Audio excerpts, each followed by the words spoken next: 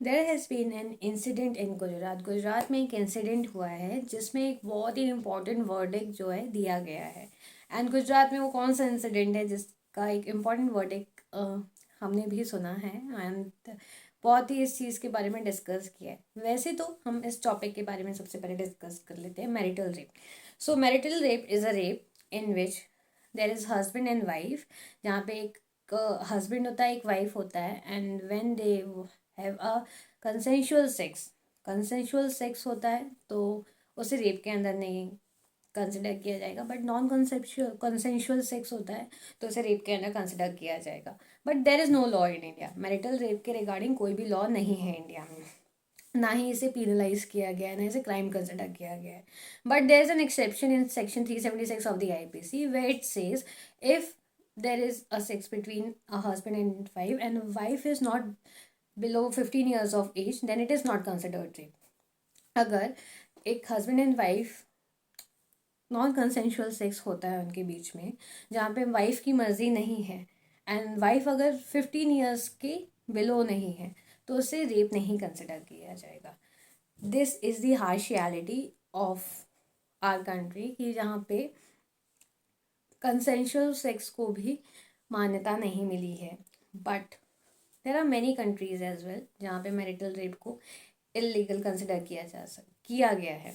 For example America, 50 states of America where it has been penalized, 3 states of Australia, Norway, Israel, France, many other nations are there जहाँ पे इसे penalised किया जाता है, जहाँ पे मैरिटल रेप होता है।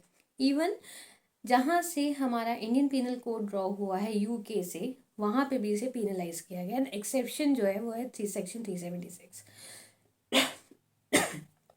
सो you want to watch means अगर आप पूरी इस केस स्टडी के बारे में जानना चाहते हैं तो इस वीडियो में कंप्लीट लास्ट तक बने रहिएगा। प्लीज़ इसे मिस आउट मत कीजिएगा या स्किप मत कीजिएगा। So let's start with our today's video that Gujarat High Court has given a verdict, and here the Honorable Justice is Dinesh Joshi ji. So he has said a rape is a rape if it is done by the husband as well।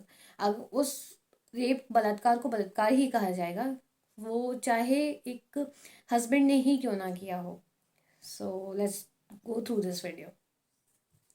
This case study talks about a women means एक daughter in law के बारे में है इस case study में। सो ये mainly हुआ क्या था, इसमें जो मदर इन लॉ थी उन्होंने बेल एप्लीकेशन के लिए फाइल किया था जिसमें कि मदर इन लॉ को, फादर इन लॉ को एंड हस्बैंड को बुक किया गया था in the case of rape, criminal intimidation, right. तो ये कंप्लेन फाइल की गई थी डॉटर इन लॉ के द्वारा, मीन्स बहू के द्वारा फाइल की गई थी।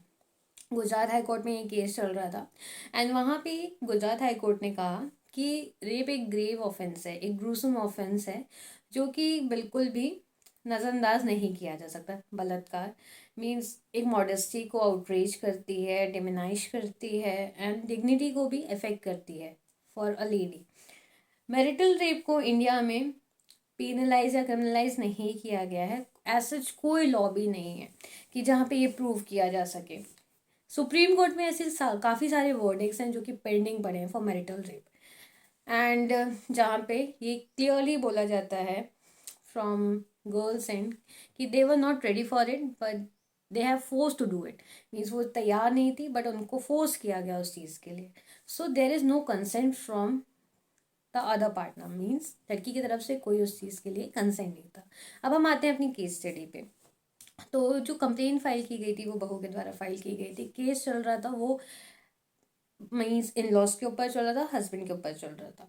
तो बहू की कंप्लेन क्या थी, मीन्स डॉटर इन लॉ की कंप्लेन ये थी कि इंटीमेट सीन्स जो हैं, मीन्स सेक्सुअल एक्टिविटीज़ जो हैं वो उसके हस्बैंड ने किया, उसकी फ़ोटोज़ ली, न्यूड फ़ोटोज़ ली, राइट। एंड इसके लिए उन्हें फोर्स किया गया था उनके ससुर के द्वारा। ससुर ये मीन्स डॉटर इन लॉ के जो फादर इन लॉ हैं उनके द्वारा ये प्रेशर था, प्रेशर नहीं था, कहा गया था हस्बैंड को कि आप ये चीज़ें वीडियोस को रिकॉर्ड करें इन मोबाइल फ़ोन। उन्होंने उस चीज़ को रिकॉर्ड किया, न्यूड फोटोज़, वीडियोस, एवरीथिंग, और उसे एक पॉर्न वेबसाइट में डाला टू अर्न मनी। तो ये एक जो इंटीमेट मोमेंट्स थे उनके वो कैप्चर किए गए, रिकॉर्ड किए गए एंड उसे एक तरीके से बेचने की कोशिश की गई ताकि मनी अर्न की जा सके। उसी के लिए बेल एप्लीकेशन फाइल की गई थी, जिसको रिजेक्ट किया हाई कोर्ट ने, गुजरात हाई कोर्ट ने। What they have observed in this, certain proofs were given by the daughter-in-law, कुछ proofs रखे गए कि that this thing has happened with me, मेरी modesty को affect हुआ है, मेरी dignity को affect हुआ है, and what they are doing is not correct, कि इस चीज़ के लिए मैं बिल्कुल रेडी नहीं थी, and they are doing that। और फादर इन लॉ ने उनको सेक्सुअली असॉल्ट किया है, मतलब अपनी बहू को सेक्सुअली असॉल्ट किया है। सो विदाउट प्रूफ ये सारी चीज़ें प्रूव नहीं हो सकती। So what Gujarat high court has observe that in India there are several complains regarding marital rape, several complains, and जो डेटा शो करता है उससे कई गुना ज़्यादा है इस चीज़ के बारे में। But there is nothing landmark, कुछ भी लैंडमार्क ऐसा जजमेंट नहीं लिया गया है जहाँ पे ये कंसिडर किया जाए कि जो हो रहा है वो गलत हो रहा है।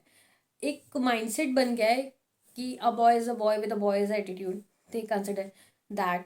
उनको ये भी नहीं सिखाया जाता है कि they are girls, you should respect them. So there has been something, some sort of great example for them कि वो उस चीज़ से लर्न करें। कोई स्ट्रिक्ट लॉ नहीं है फॉर मेटल रेप। सो इससे क्या होता है, डिमनाइश होती जाती है, जो एक इफेक्ट है लॉ का वो कम होता जाता है। So this landmark judgment has been given by the Gujarat high court that a rape is a rape if it is done by a husband as well. अगर हस्बैंड की जगह कोई और होता और कोई और ने उसके साथ बलात्कार किया होता या फिर उसे प्रेशर दिया होता तो उसे रेप ही कंसिडर किया जाता। बट अगर हस्बैंड है तो ये consider in India it is exempted, मतलब उसे एग्जाम कर दिया जाता है कि नहीं, उसे रेप के अंदर नहीं लाया जाएगा। एंड एक्सेप्शन भी है इन सेक्शन 376 ऑफ द IPC, जहाँ पे यही कहा गया है कि अगर मीन्स जो अनदर पार्टनर है, अगर लड़की जो बिलो 15 ईयर्स नहीं है तो उसे रेप कंसिडर नहीं किया जाएगा। अबव 15 ईयर्स है तो मीन्स कंसेंशुअल सेक्स है। अब कंसेंशुअल सेक्स है या नहीं है इसके बारे में लड़की ही बता सकती है। अगर वो नॉन कंसेंशुअल सेक्स भी है और अबव 15 ईयर्स है तो उसे रेप नहीं कंसिडर किया जाएगा। So that is the thing that they have analyse, that an act is an act, a rape is a rape if it is done by the husband as well. So जैसे कि punishment एक second person को मिलती है, same punishment will go for the husband as well. So this is the landmark judgment that has been given by Gujarat High Court in this case, and the statement that has been given by Ms. Honorable Justice Dinesh Joshi ji, that a rape is a rape if it is done by the husband as well. So it will be under rape only. So do watch the video, complete video. If you like it, please like, share, and subscribe. And avoid rape means if your partner is not ready, don't force them to do it. If they are not mentally ready for it, don't force them to do it. So hit the bell icon, like it, share it, and subscribe it. Do share with every friend of yours.